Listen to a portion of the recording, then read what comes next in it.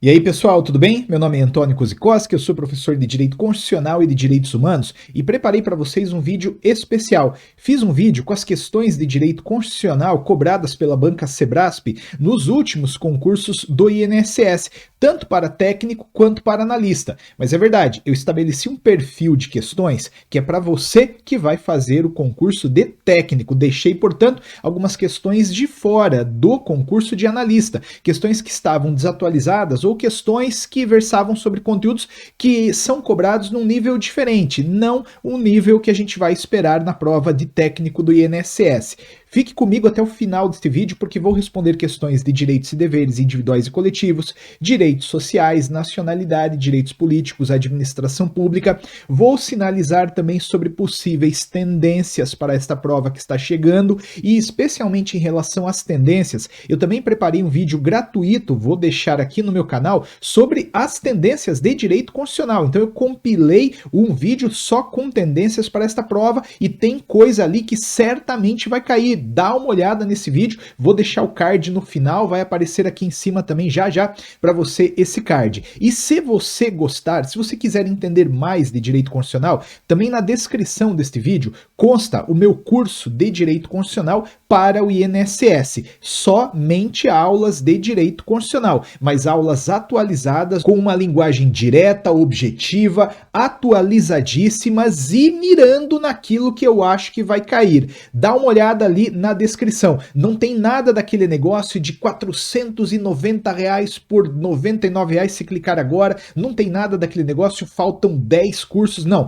tá lá o curso pelo valor que eu entendo cabível, bem menos inclusive do que R$99. É uma pizzazinha ali que você vai gastar para ter aulas de direito constitucional numa carga horária bastante interessante que dá para você matar num final de semana, tá legal? Dá uma olhada lá. Mas se você não quer o curso, se você quer questões de direito constitucional, então, como eu disse, fica comigo até o final deste vídeo e sem maiores delongas, vamos começar já com questões de direitos e deveres individuais e coletivos. Mas o que são direitos e deveres individuais e coletivos? Ora, aqui a gente tem questões que versam sobre o artigo 5º da Constituição.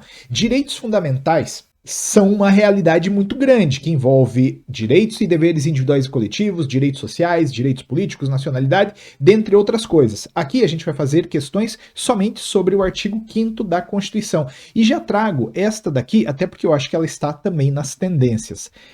Foi cobrada lá em 2016 a respeito dos direitos fundamentais, julgue o item a seguir. Em decorrência do princípio da igualdade, é vedado ao legislador elaborar norma que dê tratamento distinto a pessoas diversas. Isso é verdadeiro ou isso é falso? Olha, o princípio da igualdade está previsto no artigo 5º da Constituição, que diz que todos são iguais perante a lei, sem distinção de qualquer natureza. Além disso, o inciso 1º do artigo 5º fala que homens e mulheres são iguais em direitos e obrigações nos termos desta Constituição. Quer dizer, nos termos da Constituição, a gente vai estabelecer um tratamento igualitário. No entanto, essa regra de igualdade, ela admite, sim, algumas diferenciações baseadas em idade, baseada em sexo, baseada em nacionalidade. Portanto, esta primeira questão a gente já pode sinalizar como errada. Sim, a lei pode estabelecer um tratamento distinto a pessoas diversas. Se você pensar em termos de nacionalidade, por exemplo, o brasileiro naturalizado não pode ser presidente da República, não é verdade? Se você pensar em termos de sexo, você sabe que para a mulher há uma proteção do mercado de trabalho. Então existem uma série de diferenças admitidas no texto constitucional. O princípio da igualdade, ele admite sim exceções. Portanto, primeira questão está errada. Confere aí comigo o gabarito, vão para frente. A próxima questão, na verdade, já caiu mais de uma vez. Caiu em 2010, caiu em 2016 e olha que há uma chance real de cair agora em 2022. Vai pedir música no Fantástico. 3 vezes seguidas, imagina?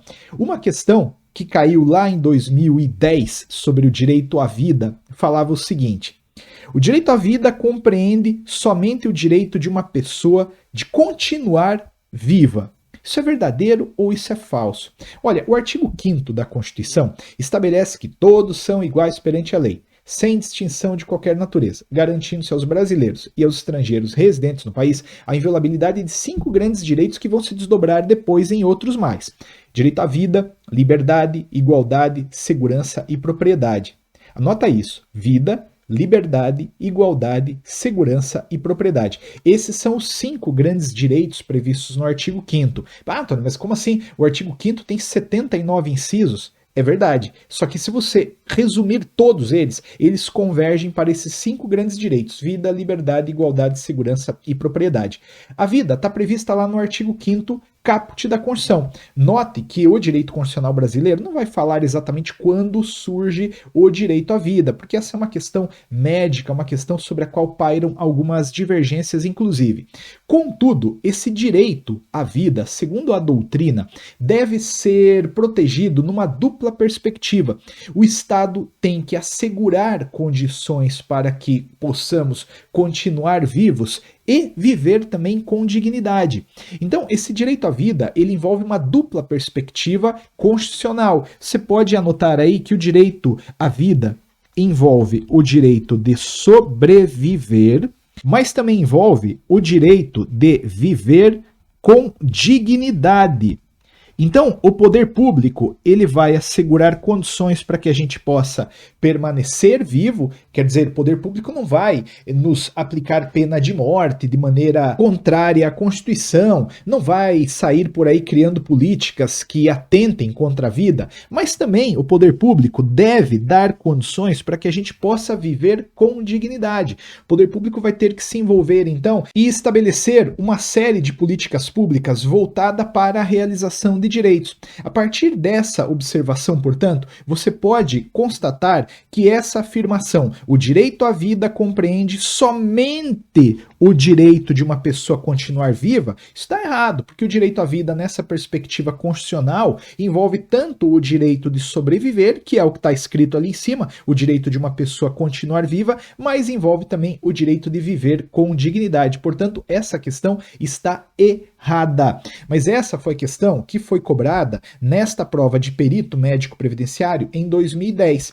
Em 2016 caiu para técnico. Veja o que caiu para técnico.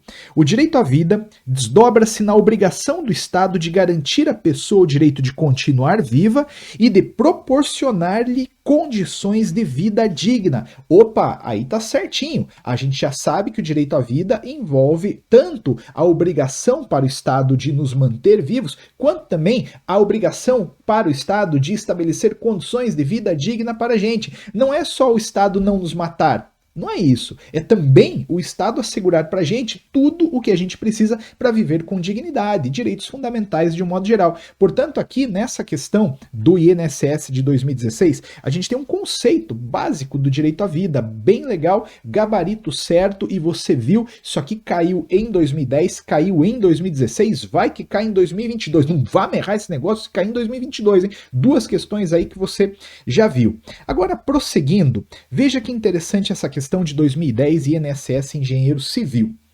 E pode cair sim, isso aqui para técnico.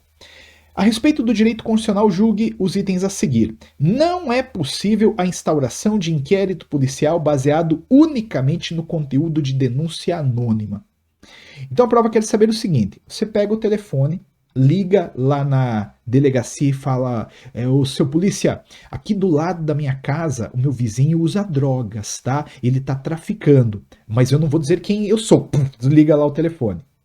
Você acha que com base nessa ligação o poder público pode abrir um inquérito policial? É possível, com base em ligação anônima, a autoridade policial abrir um inquérito policial, formalizar um processo de investigação? Chama lá o escrivão, abre aí, ó, inquérito para investigar o fulano lá cuja ligação disse que ele tem drogas. Não. Não é possível a instauração de inquérito policial baseado unicamente no conteúdo de denúncia anônima. Isso aqui é verdadeiro. É verdadeiro por quê? Porque o artigo 5º, inciso 4º da Constituição, diz que é livre a manifestação do pensamento, sendo vedado o anonimato. Então, não é possível anonimato, não tem como. E isso, obviamente, envolve uma perspectiva muito maior, né? Que até hoje, em épocas de redes sociais, tem uma relevância. Você pode no seu Instagram, no seu Twitter, no seu Facebook falar, opinar, mas você pode primeiramente fazer isso às claras, tá? E sem também violar direito dos outros, porque esse direito à manifestação de pensamento, ele não pode ser exercido de maneira anônima e também há alguns limites para ele. Esse direito de manifestação de pensamento não é absoluto. Eu não posso abrir lá o meu Instagram e incentivar as pessoas a ódio, racismo, nazismo. Ai, mas é livre a manifestação do pensamento, faz o que quiser. Não, não pode falar o que quiser, entende? Tem um limite nisso aí.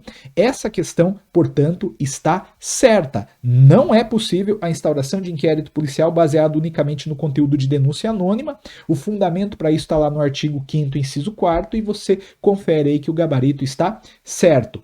Questãozinha bacana pra gente guardar pra prova, hein? Cuidado, rede social, esse negócio de manifestação do pensamento aí não é tão livre não como as pessoas pensam. Agora, outra questão. O Ministério Público pode determinar a violação de domicílio alheio para a realização de uma busca e apreensão de materiais e equipamentos que possam servir como prova em um processo. O Ministério Público ele pode tudo. Claro que não. Óbvio que não. O Ministério Público ele também está submetido ao direito constitucional, assim como eu, assim como você.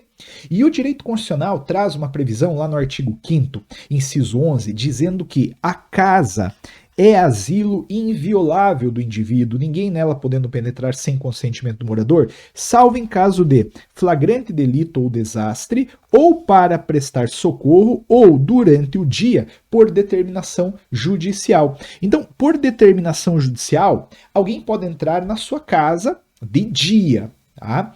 Agora, em caso de flagrante delito, desastre ou para prestar socorro, qualquer um pode entrar na sua casa a qualquer tempo, porque não faz sentido, né? Imagina o cara tá passando na frente da tua casa, 11h30 da noite, vê a casa pegando fogo, pô, o cara tá desacordado ali, eu vou entrar, putz, não dá pra entrar, né, porque é de noite, deixa eu dar uma gugada aqui, ver que horas que pode entrar, pô, mete o pé na porta e entra, entende? Prestar socorro, desastre, flagrante, em qualquer horário pode. Então você percebe que esse dispositivo constitucional estabelece uma inviolabilidade para a casa. E isso tem a ver, inclusive, com uma proteção da intimidade. Por isso o conceito de casa é um conceito bastante alargado, tá? Envolve a casa alugada, a casa própria, o apartamento. Tem uma série de coisas aí relacionadas à casa que eu não vou falar hoje, tá lá, inclusive, no meu curso. Agora, para fins de prova, você percebe aqui que esta questão está errada. O Ministério Público pode determinar a violação de domicílio alheio? Não, não pode. Claro que não pode. O Ministério Público não pode. O Ministério Público poderia, no máximo, provocar o Poder Judiciário, e o Poder Judiciário, entendendo que há condições, ele poderia determinar a violação da casa de alguém. Poderia estabelecer uma ordem para que alguém entrasse na casa alheia de dia, tá? De dia. Agora, o Ministério Público, por conta, ele não pode determinar lá, entra na casa do cara lá e pega o negócio. Não, realmente não pode. Cuidado, tá?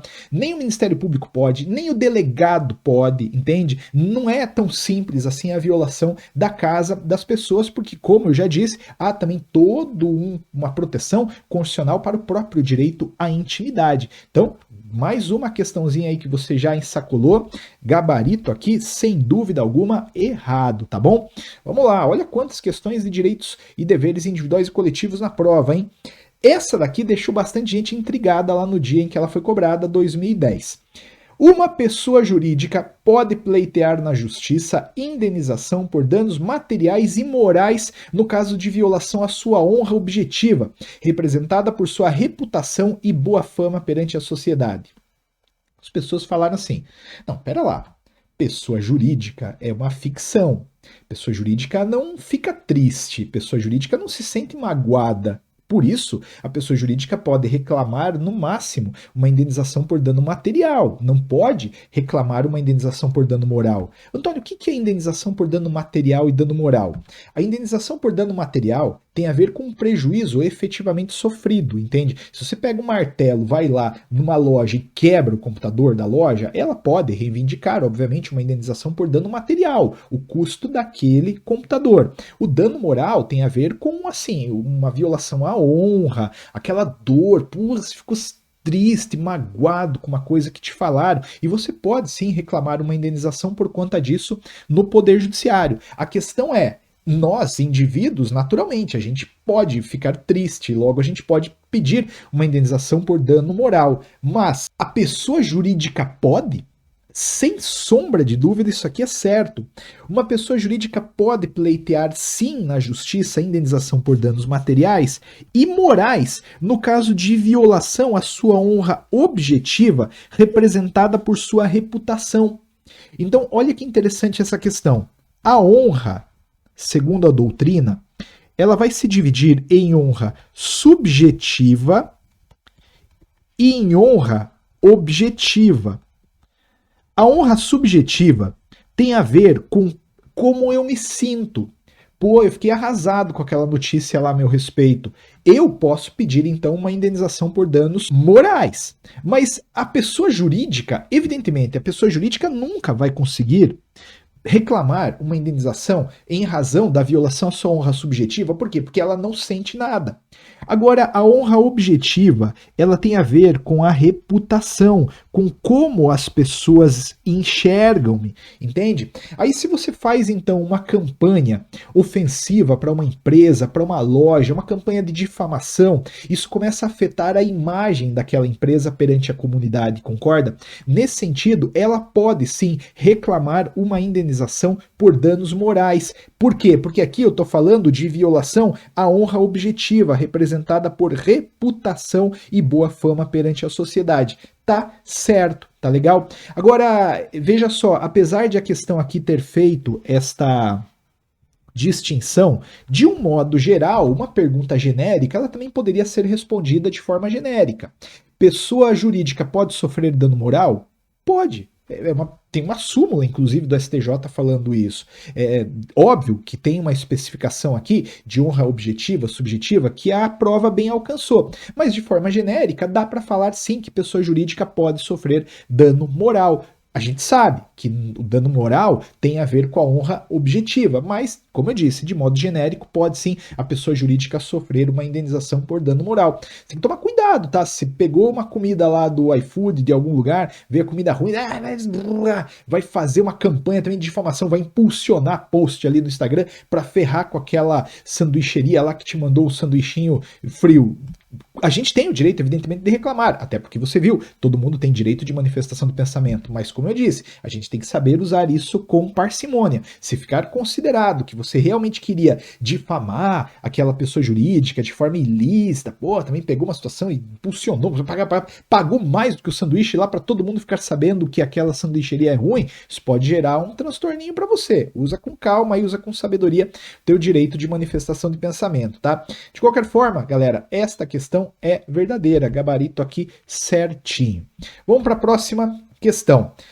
Essa aqui é boa também, hein? Quando um jornalista denuncia fatos de interesse geral, como os relacionados às organizações criminosas especializadas no desvio de verbas públicas, está juridicamente desobrigado de revelar a fonte da qual obteve as suas informações.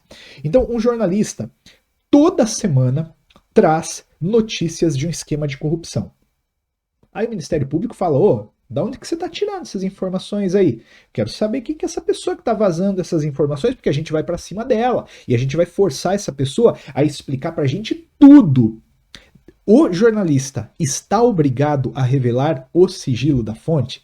Você sabe, né? Você sabe que não, porque a Constituição fala que é assegurado a todos o acesso à informação e resguardado o sigilo da fonte quando necessário ao exercício profissional.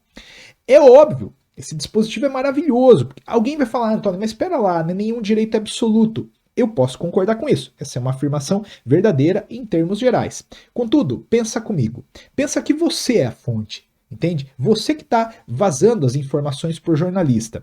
Se houvesse um risco de o jornalista te expor, você não seria fonte mais. Você ia ficar com medo. Aí o que restaria prejudicado? O próprio direito de informação. Então perceba que esta proteção da fonte, na verdade, é uma garantia do próprio direito de informação. Por isso que não tem como obrigar o jornalista ou quem quer que seja a fornecer a fonte. Antônio, então você está me dizendo que numa situação como essa o jornalista poderia bater o pé e falar, não vou? Deve falar pro MP lá, falou, ó, negativo, meu amigo, sapateia aí de bravo se quiser, mas eu não vou fornecer o nome da minha fonte, porque o direito constitucional assim me ampara. Então, essa questãozinha aqui é absolutamente verdadeira. Quando um jornalista denuncia fatos de interesse geral, como os relacionados às organizações criminosas especializadas no desvio de verbas públicas, está juridicamente desobrigado de revelar a fonte da qual obteve suas informações. Ah, não vou falar, vá você procurar aí o Ministério Público, beleza? Maravilha, gabarito aqui certo. Olha, mais uma questãozinha legal pra gente. Agora, olha, essa aqui, ó, só se você estava dormindo na aula, tá? Porque eu já dei a resposta dessa daqui. A liberdade de manifestação de pensamento não constitui um direito absoluto. Porra, é óbvio que é verdade. A liberdade de manifestação de pensamento não é um direito absoluto. Na verdade, em linhas gerais, nenhum direito é absoluto. Nem mesmo a vida é um direito absoluto. A vida? Claro. O texto constitucional brasileiro, de forma expressa, no artigo 5º, inciso 47, a linha A, fala que admite-se pena de morte em caso de guerra declarada. Então nem o direito à vida, nem o direito à vida é absoluto. Quem dirá o direito de manifestação de pensamento? Você tem direito de se manifestar. É legal, a gente quer saber o que você pensa realmente. Só que você não pode, a pretexto de ser livre a manifestação de pensamento, como eu já disse, sair por aí difamando as pessoas, incentivando as pessoas a ódio, a violência. Não tem como, tá? Questão muito boa. Isso aqui não é uma questão, isso aqui é uma poesia. Isso aqui é um lembrete para a sociedade. A liberdade de manifestação de pensamento não constitui um direito absoluto. Certo, dá pra marcar 2 vezes certo aqui, tá legal? Maravilha, gente. Apesar de a Constituição Federal de 88 prever que o sigilo de correspondência é inviolável, admite-se a sua limitação infraconstitucional quando há conflito com outro interesse de igual ou maior relevância. Tá. Isso daqui talvez já esteja num ponto um pouquinho mais, né, do que possa cair numa prova de técnico. Mas vamos lá. Os direitos e deveres individuais e coletivos, eles podem entrar em choque, sem sombra de dúvida. Se você pensar na liberdade de manifestação de pensamento e na intimidade, são direitos que constantemente colidem, entende? Vem uma reportagem, tem a ver com manifestação de pensamento, que expõe a intimidade de um político. E aí, como é que vai resolver isso? Tem fórmulas para resolver, existe ponderação, existe um monte de coisa legal aí para sairmos dessa discussão. Só que a partir dessa percepção, a gente pode responder essa questão e compreender que, apesar de a Constituição prever que o sigilo de correspondência é inviolável, admite-se a sua limitação infraconstitucional quando há conflito com outro interesse de igual ou maior relevância. É claro, a gente pode então relativizar esse direito de sigilo de correspondência.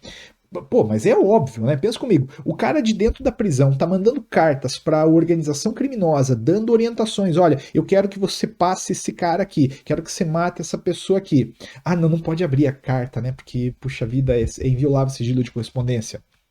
É isso que você vai marcar na prova? Não. Você concorda que nesse exemplo que eu trouxe, existe uma tensão, existe um conflito entre o sigilo de correspondência e o próprio direito à vida. Então caberia ao intérprete aqui fazer uma opção. Pô, qual que eu vou prestigiar? O sigilo de correspondência ou a vida? Note, esses direitos, no caso concreto, eles entram em colisão às vezes, e aí cabe ao intérprete, que via de regra é o Poder Judiciário, dizer qual direito deve prevalecer. E eu tenho certeza que se você fosse a juíza ou juiz, nesse caso você ia falar, meu, abre essa correspondência aí, quem que o cara vai matar? Alerta todo mundo, prende o cara, entende? Então, obviamente, há uma possibilidade de limitarmos estes direitos previstos no texto constitucional, quando o próprio direito constitucional também assegura. Como eu disse, eu não vou aqui aprofundar tanto, porque essa questão também está talvez num passito adiante do que a gente precisa, entende? Mas conhecimento nunca é demais, né? Gabarito certo, tá legal? Inclusive lá no meu curso, eu faço o seguinte, você precisa disso aqui para passar. Eu tô te ensinando isso aqui. Entende? Não é um aprofundamento exagerado, desnecessário, pô, prova para juiz, não é isso. Mas eu tô te ensinando a partir de exemplos, isso aqui. Porque aí lá na hora da prova, você vai, que vai marcando tranquilo, entende? Porque você sabe o mais lá na hora da prova, se joga o joguinho e mata as questões. Vamos lá. Mais uma, porra, Antônio, só questão de direito de dever individual e coletivo? Olha quantas, né? Os direitos individuais considerados como cláusulas pétreas se restringem aos previstos no artigo 5º do texto constitucional. Isso aqui é bem legal. O artigo 5º, parágrafo 2º da Constituição, diz que os direitos e garantias expressos nesta Constituição não excluem outros decorrentes do regime e dos princípios por ela adotados ou dos tratados internacionais em que a República Federativa do Brasil seja parte. Então, os direitos fundamentais não são apenas aqueles que estão no artigo 5º da Constituição. Você vai encontrar direitos fundamentais fora do artigo 5º, dentro da Constituição, e vai encontrar também direitos fundamentais decorrentes de tratados internacionais, tá? E tendência também para a prova. Você pode, sim, ter um direito que decorre de um tratado internacional, um tratado assinado pelo Brasil. E todos esses direitos, tanto aqueles que estão ali no artigo 5º, como aqueles que estão fora do artigo 5º, eles são cláusulas pétreas. O que é uma cláusula pétrea? Cláusula pétrea é uma disposição do texto constitucional que não pode ser abolida. A Constituição traz um conjuntinho de artigos que não podem ser abolidos. Óbvio, alguns deles acabam ultrapassando os limites do edital de técnico, a gente não precisa saber. Mas os direitos fundamentais, basicamente, são cláusulas pétreas. Então, não pode uma emenda constitucional, que é o ato normativo que muda a Constituição, tirar direitos de lá. Não tem como.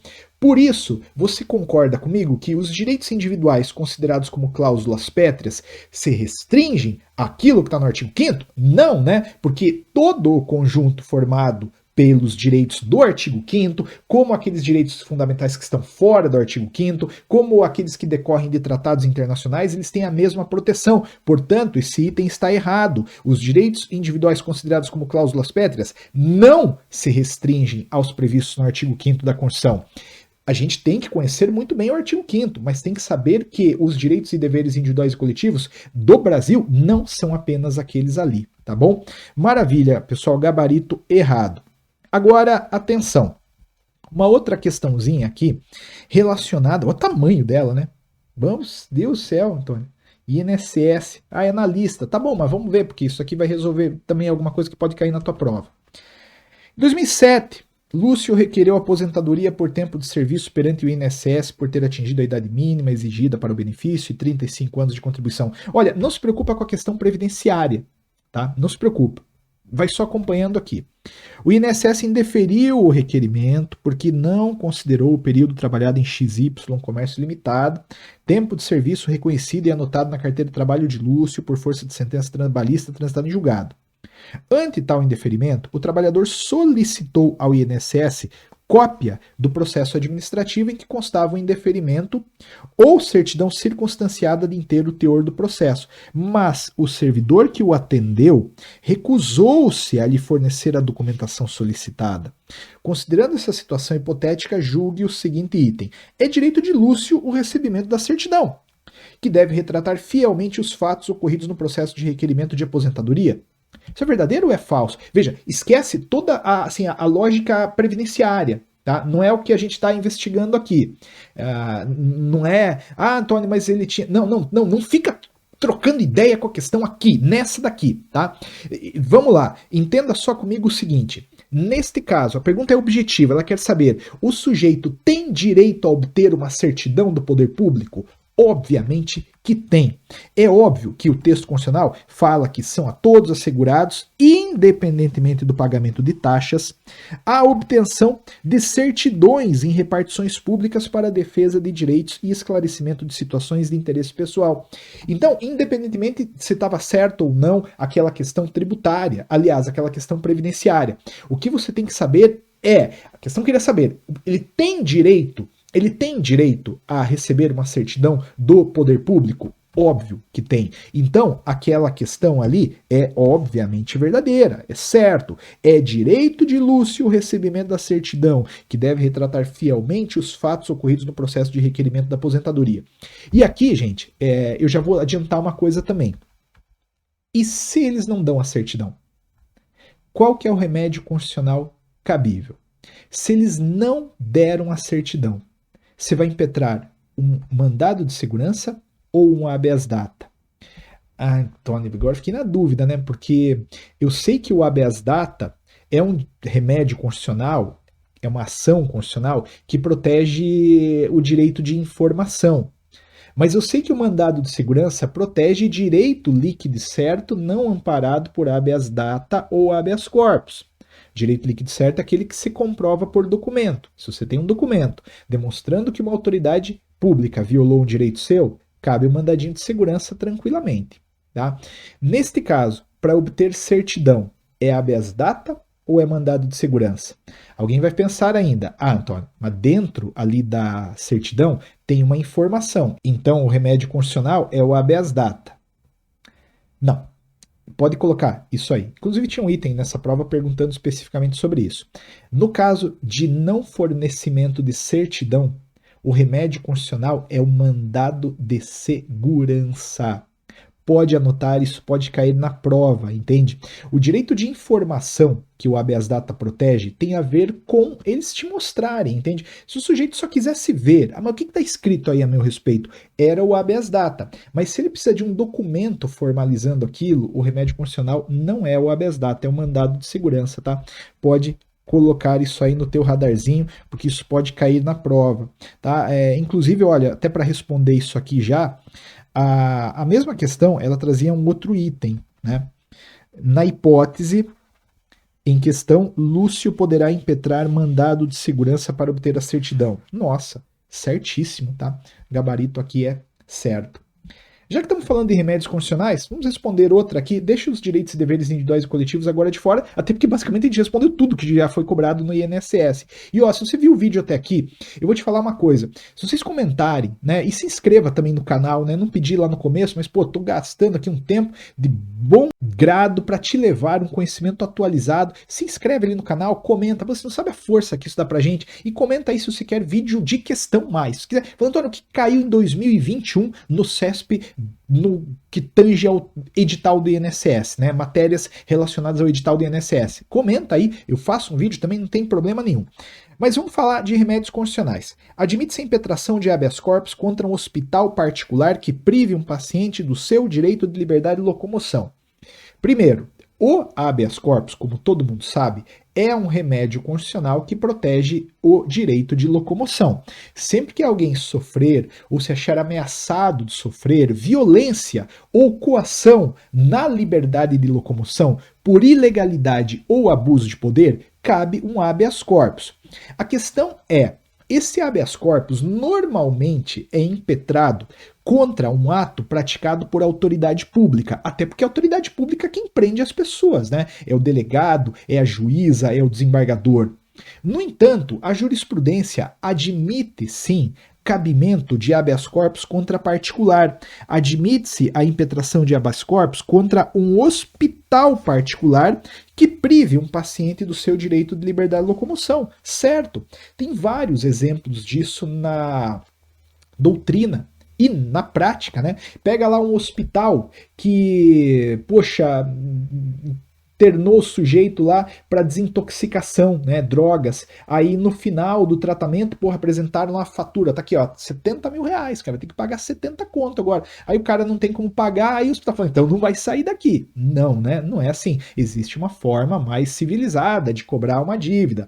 Cobra, executa, entra com ação judicial, mas manter o cara preso lá não pode, né, isso seguramente seria revertido por um habeas corpus, então, certo.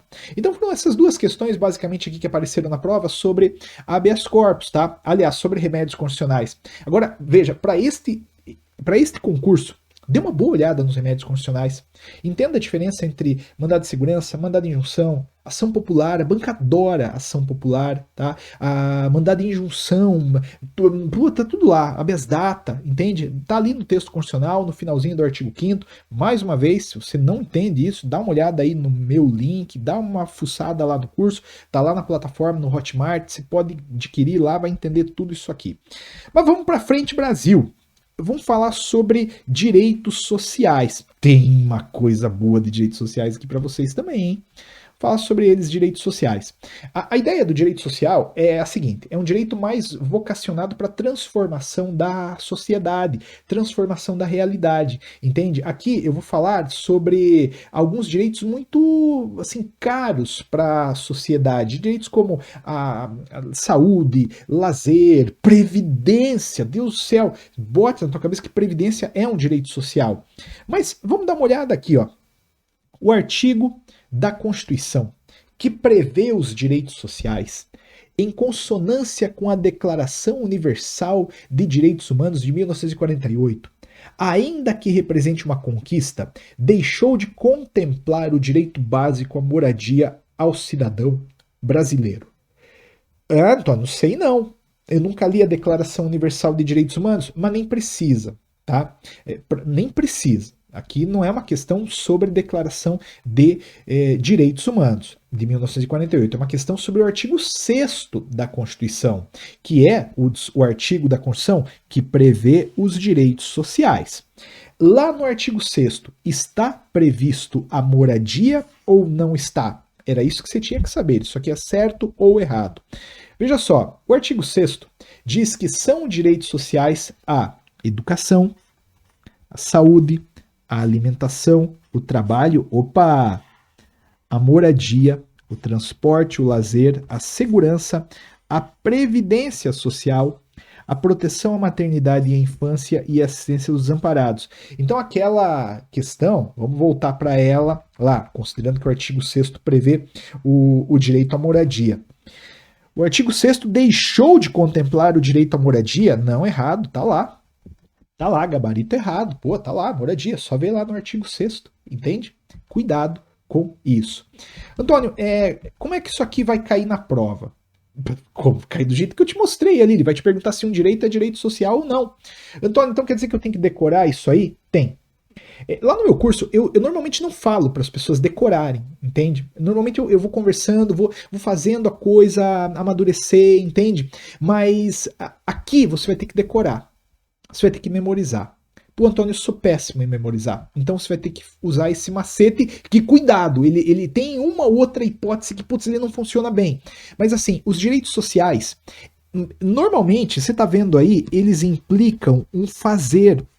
Eles implicam uma obrigação para o Estado. A questão aqui é a seguinte, vamos fazer um exercício.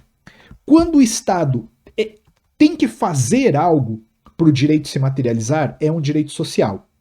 Quando o Estado materializa o direito ficando quieto, normalmente é um direito e dever individual e coletivo que está lá no artigo 5º. Não entendi, Antônio. Vamos lá. O direito à crença, que estava lá no artigo 5º, direito e dever individual e coletivo.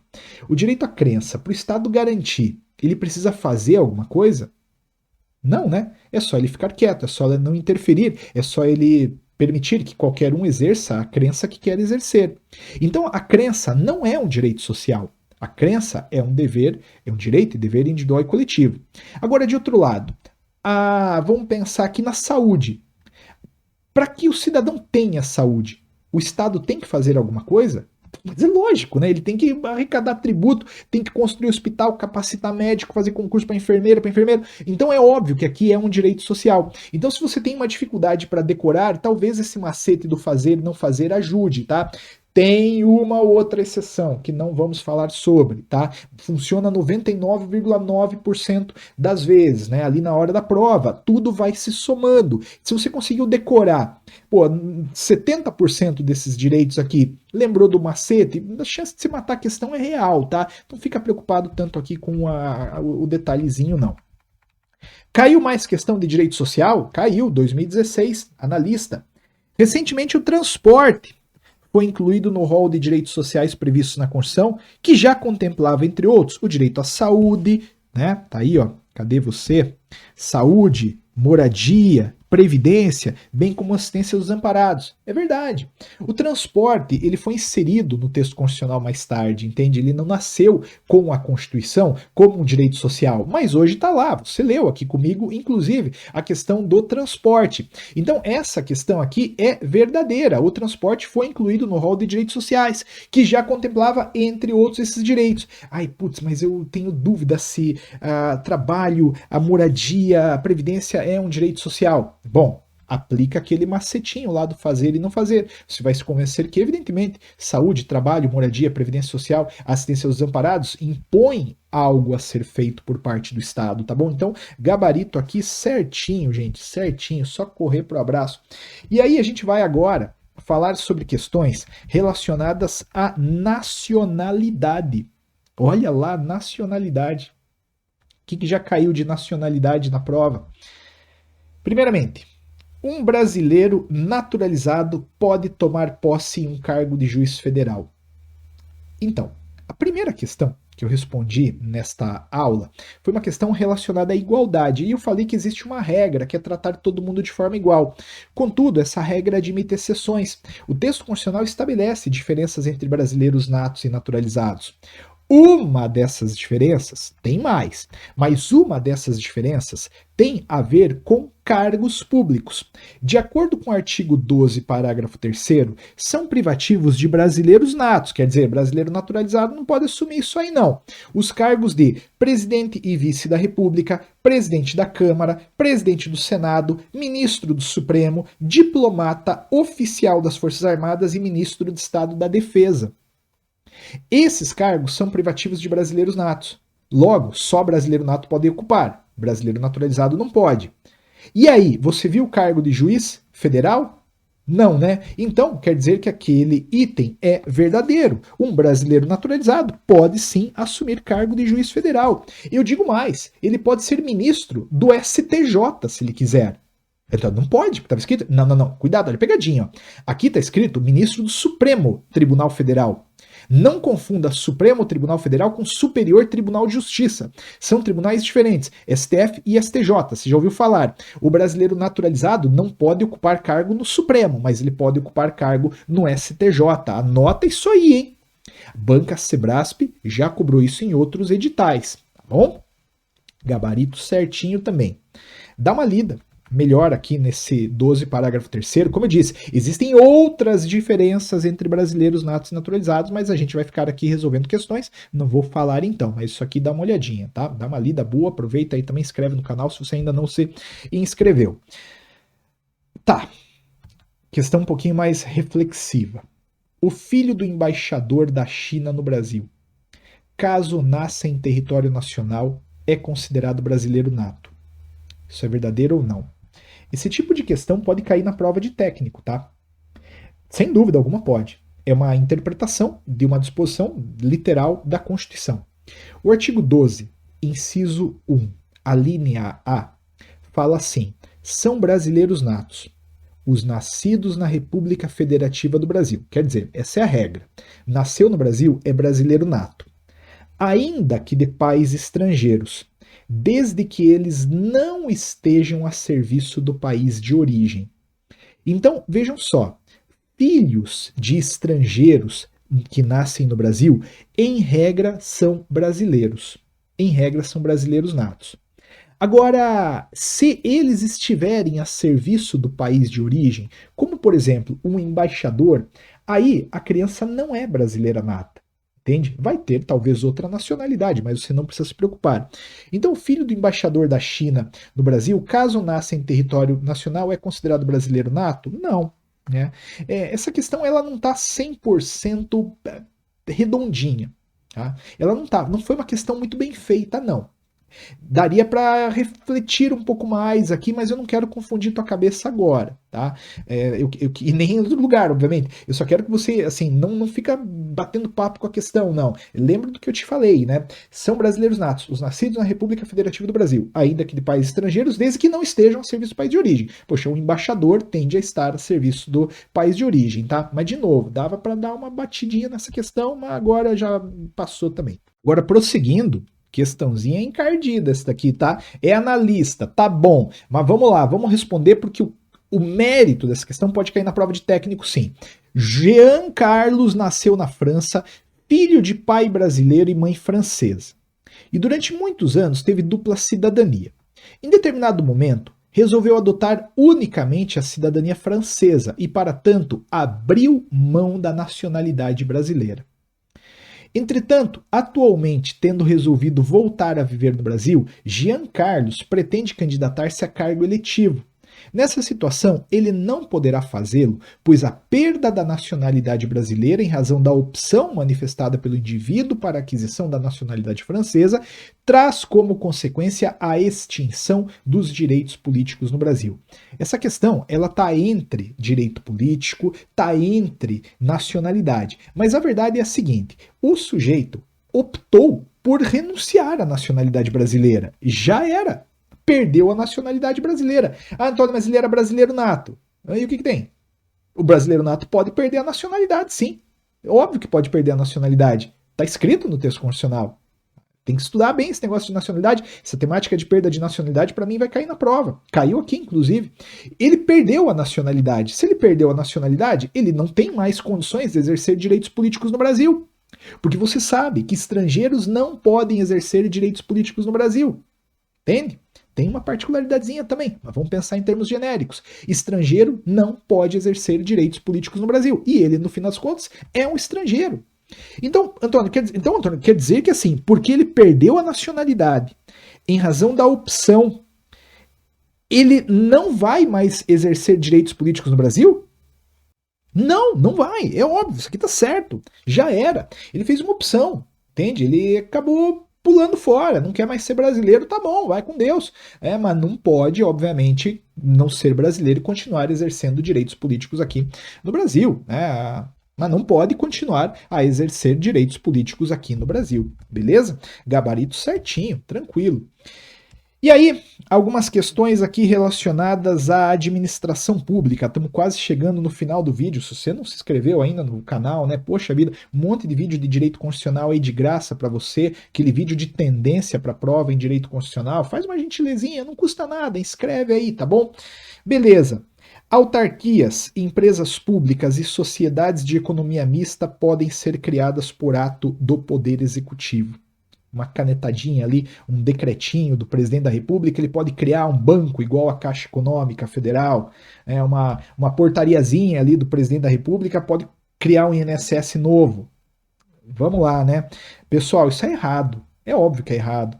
Por quê? Porque o artigo 37, inciso 19 do texto constitucional, fala que somente por lei pode ser criada a autarquia e autorizada a instituição de empresa pública, sociedade de economia mista e de fundação.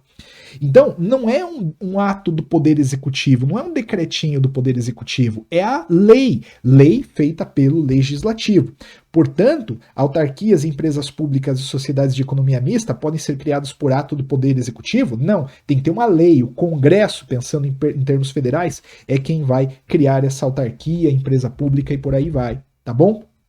E aí, finalmente, segure as lágrimas, está acabando a aula, para atender ao princípio da isonomia, o Poder Judiciário pode estender a determinada categoria de servidores públicos vantagens concedidas por lei a outra categoria.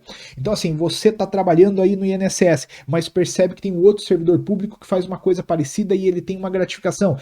Eu vou entrar com ação, hein? Em homenagem a princípio de isonomia para forçar o Poder Judiciário a estender para mim aquilo que ele ganhe. Esqueça, não vai rolar mesmo. Mas na iniciativa privada, Antônio, é assim. Sim, na iniciativa privada. Se eu lá na faculdade onde dou aula exerço uma função, outra pessoa exerce a mesma função e ganha uma gratificação diferente, em tese eu posso reclamar essa equiparação. Mas equiparação no âmbito da administração pública, mas não mesmo. É vedada a vinculação ou equiparação de quaisquer espécies remuneratórias para efeito de remuneração de pessoal do serviço público. Inclusive, para deixar isso aqui bem claro, tem uma súmula vinculante do Supremo, que diz que não cabe ao judiciário, que não tem função legislativa, se viu que quem faz isso é a lei, né? Aumentar vencimento de servidor público sob fundamento de isonomia. Então esquece, gente, não vai rolar mesmo, tá bom? Gostaram da aula? Se vocês gostaram, Deixa o comentário. Se não gostaram, deixa o comentário também. Antônio, foi muito rápido. Pô, acho que tinha que ter feito assim. Antônio queria questões mais atuais, agora aí de 2020, 2021, 2022. Me ajuda a entender a minha audiência, entende? Dá uma comentada aí, eu tô filtrando, eu tô olhando, pô, muita gente pediu aí uma aula de questões atualizadas, né? Eu vou fazer, tá? Não tem nenhum problema, essa é minha carreira, eu sou advogado, atuo no âmbito de concursos públicos, servidores, mas eu também sou professor de direito constitucional, entende? Há mais de 10 anos, professor universitário, concurso público, tô aqui te ajudando, tá? Mas me ajuda a te ajudar, entende? Me fala aí o que você tá querendo, beleza? Joga esse vídeo para alguém aí da tua família, eventualmente, apareceu aí no teu feed, manda para alguém que vai estudar para o INSS, tá? Pode realmente ajudar. Pessoal, eu realmente desejo que tudo de melhor aconteça na tua vida, né? Eu acompanho concurseiras e concurseiros há mais de uma década. Eu sei que não é fácil esse negócio de estar estudando para concurso público. Esse concurso vai estar cheio de gente. Estuda com responsabilidade, tá? Agora é a hora, cara. Dá o split aí, vai para cima desse negócio porque vai dar certo. Obrigado, grande abraço, tudo de bom. Até o próximo vídeo de Direito Constitucional.